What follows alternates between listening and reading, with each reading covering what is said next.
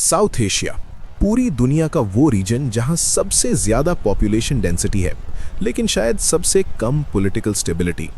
क्या आप जानते हैं कि दुनिया की सिर्फ 3% जमीन पर रहने वाले इस रीजन में दुनिया की 25% आबादी रहती है। Welcome to anything simplifier.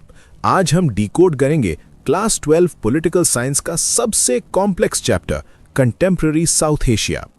आज हम समझेंगे कैसे पाकिस्तान में मिलिट्री और डेमोक्रेसी का म्यूजिकल चेयर्स चलता है, कैसे बांग्लादेश ने खून से अपनी आज़ादी लिखी और कैसे नेपाल ने अपने राजा को गद्दी से उतारा। हर कंट्री की कहानी दूसरे से जुड़ी है, इसलिए वीडियो का एक सेकंड भी स्किप मत करना, क्योंकि अगली लाइन में पूरा कॉन्टेक्स्ट बदल जाएगा। सबसे पहले साउथ एशिया एक्चुअली है क्या? टेक्निकली ये 7 कंट्रीज का ग्रुप है: इंडिया, पाकिस्तान, बांग्लादेश, नेपाल, श्रीलंका, भूटान और मालदीव्स। लेकिन जियोपॉलिटिक्स में कभी-कभी अफगानिस्तान और म्यांमार को भी इस डिस्कशन में शामिल किया जाता है। नॉर्थ में हिमालयाज और साउथ में इंडियन ओशन इस रीजन को बाकी दुनिया से अलग करते हैं, जो इसे एक डिस्टिंक्ट जियोपॉलिटिकल स्पेस बनाता है। लेकिन इन सब कंट्रीज में एक चीज कॉमन नहीं है, और वो है इनका पॉलिटिकल सिस्टम। इंडिया और श्रीलंका आज़ादी के बाद से ही सक्सेसफुल डेमोक्रेसीज रहे हैं, लेकिन बाकी कंट्रीज का हाल ऐसा नहीं था। तो चलिए सबसे पहले उस कंट्री को देखते हैं जहां डेमोक्रेसी आज भी स्ट्रगल कर रही है।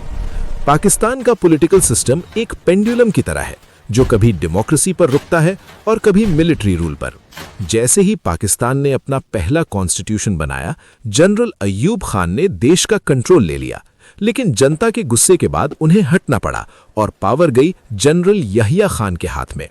यहिया खान के रूल के दौरान ही 1971 का वॉर हुआ, जिसमें पाकिस्तान टूट गया और बांग्लादेश बना। इस पर हम आगे डिटेल में बात करेंगे। इस हार के बाद जुल्फिकार अली भुट्टो की इलेक्टेड गवर्नमेंट आई, लेकिन वो भी ज्यादा देर टिक नहीं पाई। 1977 में जनरल जियाउल हक ने उन्हें हटा दिया और मिलिट्री रूल वापस आ गया। लेकिन सवाल यह है कि पाकिस्तान में डेमोक्रेसी फेल क्यों होती है? इसके 3 मेन रीजंस हैं: मिलिट्री, क्लर्जी यानी धर्मगुरु और लैंड ओनिंग एरिस्टोक्रेसी का डोमिनेंस। इंडिया के साथ हमेशा टेंशन होने की वजह से वहां की मिलिट्री ग्रुप्स पावर में रहती हैं, ये कहकर कि पॉलिटिकल पार्टीज देश की सुरक्षा नहीं कर सकती। लेकिन पाकिस्तान अकेला नहीं था जो इंटरनल क्राइसिस फेस कर रहा था। उसके पुराने हिस्से यानी बांग्लादेश की कहानी इससे भी ज्यादा दर्दनाक है।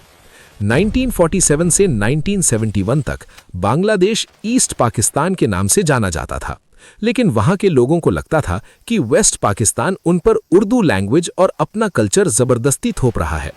इसके खिलाफ शेख मुजीबुर रहमान ने अवामी लीग बनाई और 1970 के इलेक्शंस में जीत हासिल की।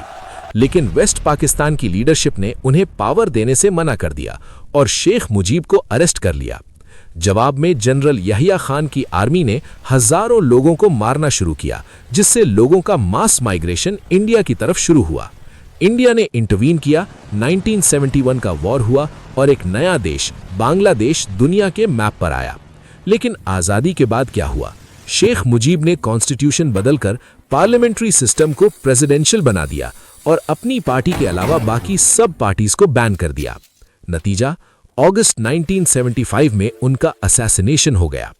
इसके बाद जियाउर रहमान ने नेशनलिस्ट पार्टी बनाई, लेकिन उनका भी असैसिनेशन हुआ। काफी सालों के मिलिट्री रूल और प्रोटेस्ट्स के बाद फाइनली 1991 में वहां रिप्रेजेंटेटिव डेमोक्रेसी एस्टैब्लिश हुई। जहां बांग्लादेश में फाइट डेमोक्रेसी के लिए थी, वहां नेपाल में फाइट राजा के खिलाफ थी। नेपाल एक हिंदू किंगडम था, जहां पावर हमेशा राजा के हाथ में थी। लेकिन 1990 में प्रो डेमोक्रेसी मूवमेंट के बाद राजा ने डेमोक्रेटिक कॉन्स्टिट्यूशन एक्सेप्ट किया, पर यह शांति ज्यादा दिन नहीं चली। नेपाल के माओइस्ट्स ने राजा और रूलिंग एलीट के खिलाफ आर्म्ड रिबेलियन शुरू कर दिया। अब नेपाल में 3 फोर्सेस लड़ रही थीं: राजा की फौज, डेमोक्रेट्स और माओइस्ट्स। 2002 में राजा ने पार्लियामेंट डिसॉल्व कर दी और बची खुची डेमोक्रेसी भी खत्म कर दी। लेकिन अप्रैल 2006 में एक मैसिव मूवमेंट हुआ, जिसके बाद राजा को सरेंडर करना पड़ा। नेपाल एक सेक्युलर डेमोक्रेटिक रिपब्लिक बन गया और 2015 में उन्होंने अपना नया कॉन्स्टिट्यूशन अडॉप्ट किया। लेकिन साउथ एशिया में हर कॉन्फ्लिक्ट पावर का नहीं था। कुछ कॉन्फ्लिक्ट्स एथनिक आइडेंटिटी के थे, जैसे श्रीलंका में। श्रीलंका की प्रॉब्लम डेमोक्रेसी नहीं थी, वहां की प्रॉब्लम थी एथनिसिटी। आजादी के बाद वहां की पॉलिटिक्स सिन्हला कम्युनिटी के फेवर में थी, जो तमिल्स के खिलाफ थे। इंडियन तमिल्स जो वहां सेटल हुए थे, उन्हें लगा कि उन्हें दबाया जा रहा है। इस फ्रस्ट्रेशन से जन्म हुआ LTTE का, liberation tigers of Tamil Eelam. LTTE ने मांग की एक अलग देश तमिल ईलम की। 1987 में इंडिया ने वहां इंडियन पीस कीपिंग फोर्स भेजी, लेकिन ये मूव उल्टा पड़ गया। श्रीलंकन्स को लगा इंडिया उनके इंटरनल मामलों में दखल दे रहा है और IPKF को बिना मकसद पूरा किए वापस आना पड़ा। फाइनली 2009 में LTTE को खत्म किया गया और सिविल वॉर बंद हुआ, लेकिन आज भी एथनिक टेंशन बरकरार है। अब आते हैं इस चैप्टर के सबसे क्रूशियल पार्ट पर, इंडिया और पाकिस्तान के रिलेशंस। पार्टीशन के तुरंत बाद कश्मीर इशू पर 1947 में पहली जंग हुई। इसने कश्मीर को दो हिस्सों में बांट दिया, इंडियन एडमिनिस्टर्ड कश्मीर और पाकिस्तान ऑक्यूपाइड कश्मीर POK। इसके बाद 1965 और 1971 में वॉर्स हुए, लेकिन इशू सॉल्व नहीं हुआ। 1998 में इंडिया ने पोखरन में न्यूक्लियर टेस्ट किया और जवाब में पाकिस्तान ने चगाई हिल्स में टेस्ट किया। अब दोनों कंट्रीज न्यूक्लियर पावर्स थीं, जिसने 1999 के कारगिल कॉन्फ्लिक्ट को और भी ज्यादा डेंजरस बना दिया। लेकिन कॉन्फ्लिक्ट सिर्फ कश्मीर पर नहीं है, सियाचिन ग्लेशियर कंट्रोल और सर क्रीक डिस्प्यूट भी मेजर इश्यूज हैं।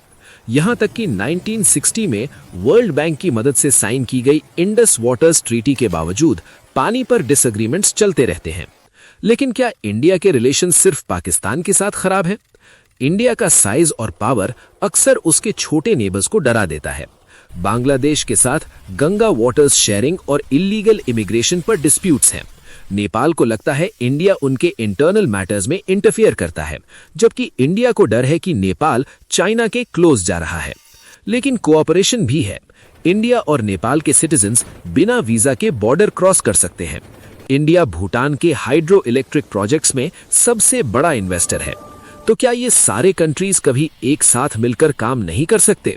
इसका जवाब है सार्क। 1985 में साउथ एशियन कंट्रीज ने बनाया सार्क, यानी South Asian association for regional cooperation. मकसद था आपस में ट्रेड और कोऑपरेशन बढ़ाना। इसके अंडर 2004 में साफ्टा यानी South Asian free trade area sign हुआ, ताकि ट्रेड टैरिफ्स कम किए जा सकें। लेकिन इंडिया पाकिस्तान के खराब रिश्तों की वजह से सार्क आज तक अपनी फुल पोटेंशियल अचीव नहीं कर पाया है। एक्सपर्ट्स मानते हैं कि जब तक ये दो बड़े प्लेयर्स शांति से नहीं रहते, साउथ एशिया का डेवलपमेंट स्लो रहेगा। तो कंक्लूजन ये है कि साउथ एशिया एक ऐसा रीजन है जहां डेमोक्रेसी, मिलिट्री रूल और मोनार्की का कांस्टेंट स्ट्रगल चलता रहता है। हर कंट्री की अपनी एक अलग फाइट है, लेकिन सबका फ्यूचर एक दूसरे से जुड़ा हुआ है। अगर आपको ये चैप्टर डीपली समझ आ गया है, तो आपके लिए एक सवाल, अगर सार्क फेल हो जाता है तो इंडिया के पास रीजनल पावर बनने के लिए दूसरा कौन सा रास्ता है? कमेंट सेक्शन में आंसर करें।